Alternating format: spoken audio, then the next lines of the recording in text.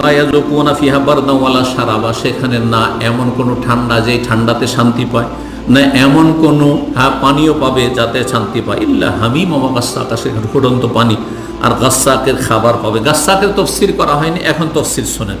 গাসসাকের তফসির সম্পর্কে একটি তফসির হচ্ছে আল বারিদ ওয়াল মুনতিন।